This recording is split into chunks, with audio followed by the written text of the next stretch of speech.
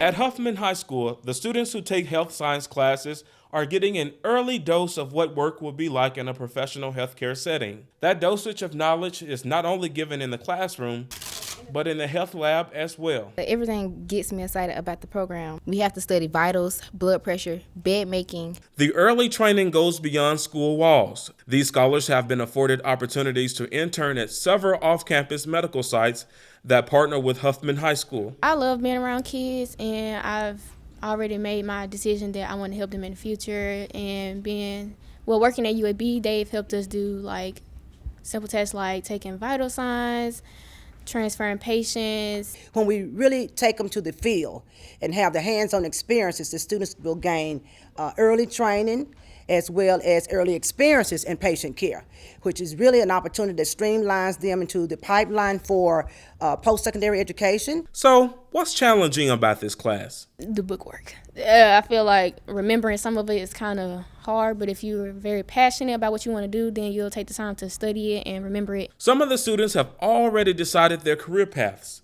Tatiana Giles aspires to be an OBGYN. Jayla Evans plans to become a pediatrician. That's my goal, to try to increase the number of students who enter the workforce, particularly in healthcare, as well as try to increase the number of diverse students who are entering the workforce. To learn more about the programs and academies that are offered at Huffman High School, visit BHAMCitySchools.org. I'm Fred Davenport with BCS Media.